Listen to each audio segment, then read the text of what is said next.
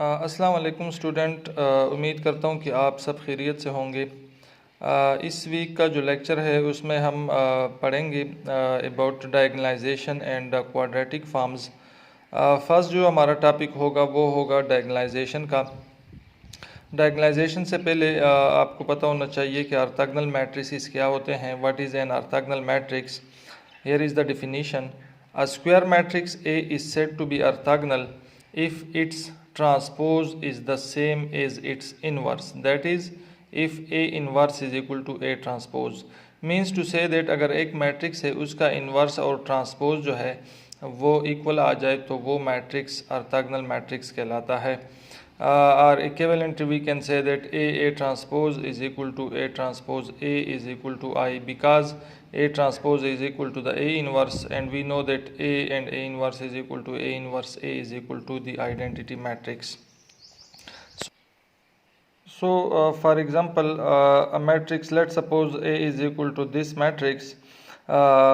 This matrix is orthogonal because if we multiply this matrix with its transpose, this is the transpose of the matrix. You know that what is transpose? रो को column में या column को रो में switch करें तो वो transpose बन जाता है।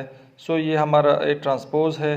This is the matrix A. आप इन दोनों को मल्टीप्लाई करें, we get the identity matrix. So it complete the definition. याद रखें कि सिर्फ लेफ़्ट हैंड साइड से आपने मल्टीप्लाई नहीं करना, दोनों साइड से आपने चेक करना है। लेफ़्ट साइड से आप अगर मल्टीप्लाई करें या राइट साइड से मल्टीप्लाई करें, दोनों साइड से जो है ये आइडेंटिटी मैट्रिक्स अगर इक्वल आ जाए तब जो है मैट्रिक्स ए ऑर्थोगोनल मैट्रिक्स कहलाएगा।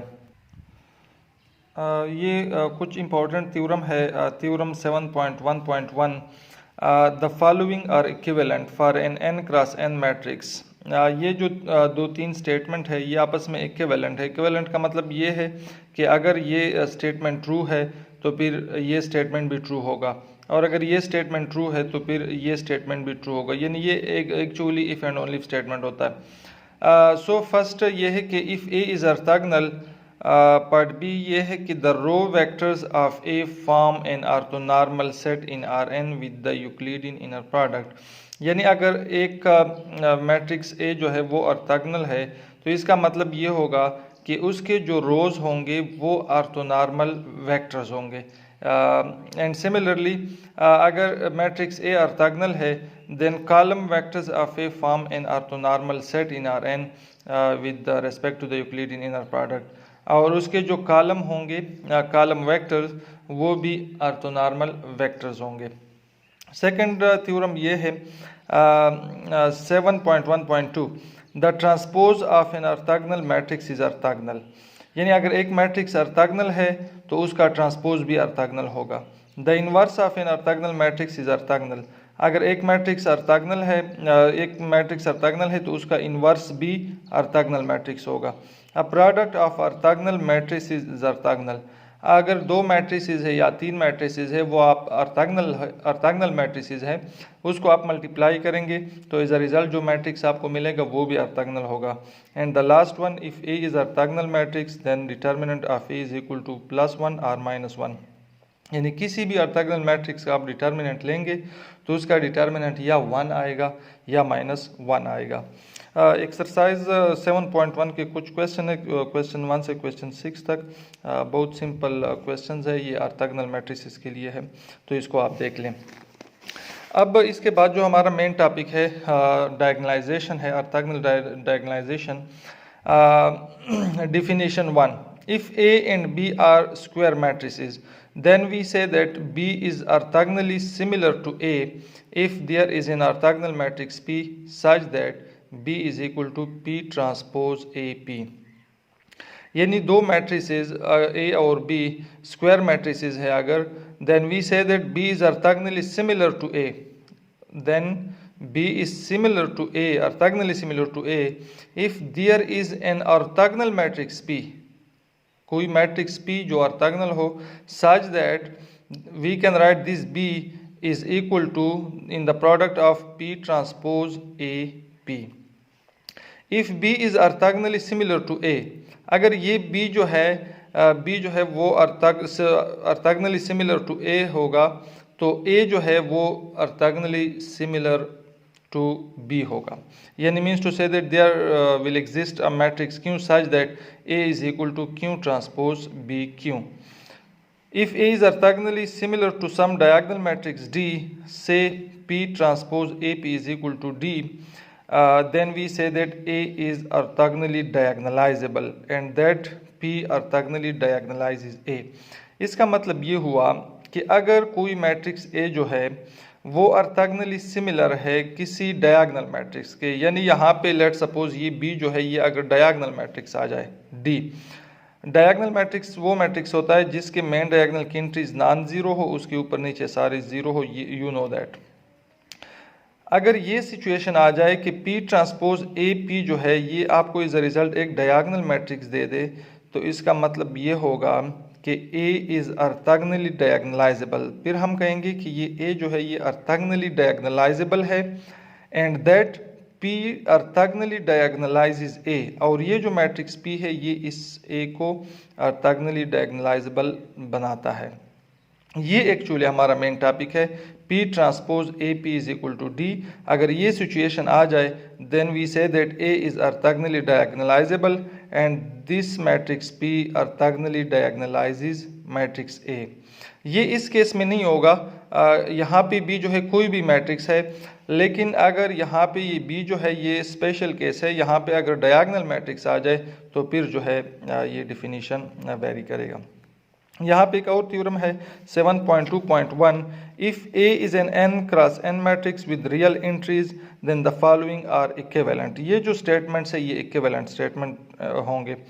A इज ऑर्थोगोनली डायगोनलाइजेबल, अगर A जो है वो ऑर्थोगोनली डायगोनलाइजेबल मैट्रिक्स है। A has an orthonormal set of n eigen vectors. A जो होगा उसका उसके जो आइगन वेक्टर्स होंगे वो ऑर्थोनॉर्मल ऑर्थोनॉर्मल होंगे। और थर्ड वन जो है A इज साइमेट्रिक, जो मैट्रिक्स A होगा वो साइमेट्रिक होगा। क्या मतलब हुआ इसका? मतलब ये हो कि अगर एक मैट्रिक्स जो है वो ऑर्थोगोनली डायगोनलाइजेबल है, यानी एक मैट्रिक्स से वो ऑर्थोगोनली डायगोनलाइजेबल है, तो ये A जो होगा ये साइमेट्रिक मैट्रिक्स होगा, और ये A जो मैट्रिक्स होगा ये it has orthonormal set of n eigen vectors. Next जो है how to orthogonally diagonalising an n cross n symmetric matrix. This is very very important कि हम किस तरह जो है एक साइमेट्रिक मैट्रिक्स को ऑर्थोगोनली डायगोनलाइज कर सकते हैं। इसके जो स्टेप्स हैं ये आपने याद रखने हैं। रिमेंबर दैट कि ये प्रोसीजर लेंथी है लेकिन बहुत इजी है, इसमें कोई मसला नहीं होना चाहिए। स्टेप नंबर 1 ये है कि find a basis for each eigen space of A। ये टॉपिक एक्चुअली यहाँ पे क्या है कि हम किस तरह किसी साइमेट्रिक मैट्रिक्स को ऑर्थोगोनली डायगोनलाइजेबल बना सकते हैं। Here is the procedure. Step number 1 ये है कि find a basis for each eigen space of A। Basis जो हम पिछले लेक्चर में हम डिस्कस कर चुके हैं कि हम पहले आइगन वैल्यूज़ फाइंड करते थे, फिर आइगन वेक्टर्स, और आइगन वेक्टर्स जो है उसको हम linear combination of some vectors लिख लेते और वो हमारा बेसिस में। ये हम एग्जांपल में इंशाल्लाह डिस्कस करेंगे। फर्स्ट ऑफ ऑल आपने basis for each eigen space find करने हैं। फिर उसके बाद जो है जो आपके बेसिस वेक्टर्स होंगे उस पर ग्राम श्मिट प्रोसेस आपने अप्लाई करना है और आपने ऑर्थोनॉर्मल वेक्टर्स में कन्वर्ट करना होगा। आपको पता है कि ग्राम श्मिट प्रोसीजर से हमें ऑर्थोगोनल वेक्टर्स मिलते हैं और फिर उस पर नॉर्मलाइजेशन प्रोसीजर अप्लाई करके हमें ऑर्थोनॉर्मल वेक्टर मिलते हैं। यहाँ पे आपको जो बेसिस वेक्टर मिलेंगे इस स्टेप में, उन बेसिस वेक्टर को आपने ऑर्थोनॉर्मल वेक्टर्स में कन्वर्ट करना होगा। उसके बाद जो है आपका जो मैट्रिक्स P होगा, क्योंकि हमें यहाँ पे पता है कि हम एक्चुअली यहाँ पे इस P को फाइंड कर रहे हैं। अब ये मैट्रिक्स P जो है आपका, आपने जो ऑर्थोनॉर्मल वेक्टर स्टेप नंबर 2 में फाइंड कर दिए यहाँ पे, उसको मैट्रिक्स P के कॉलम में लगा लें। यानी form the matrix P whose columns are the vectors constructed in step 2।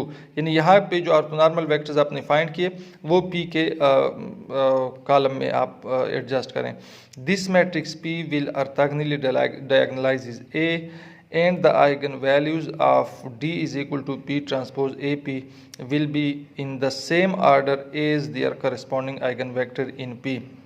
यानी इसका मतलब ये होगा कि यहाँ पे P ट्रांसपोज AP आपने P फाइंड कर दिया, उसका ट्रांसपोज आपने ले लिया, इसके साथ मल्टीप्लाई किया, लेफ़्ट से P ट्रांसपोज और राइट से P को, तो एज अ रिज़ल्ट ये आपको एक डायगोनल मैट्रिक्स देगा। इसको भी हम देखेंगे। और ये जो डायगोनल मैट्रिक्स होगा इसके मेन डायगोनल पे आपके आइगन वैल्यूज़ होंगे ए के। ये भी आप देख सकेंगे फिर कोई एग्जांपल में, क्योंकि हम पहले जो है इस स्टेप के लिए जो है हम आइगन वैल्यूज़ फाइंड करेंगे। तो यहाँ पे जो आइगन वैल्यूज़ ए के होंगे एक्चुअली डी जो डायगोनल मैट्रिक्स है इसके मेन डायगोनल पे ए के आइगन वैल्यूज़ होंगे। अब आते हैं एक एग्जाम्पल पे। इससे जो है होप सो आपको ये क्लियर हो जाएगा। कोई मसला नहीं हो चाहिए, मैंने पहले भी कहा कि ये लेंथी ज़रूर है लेकिन बहुत इजी है।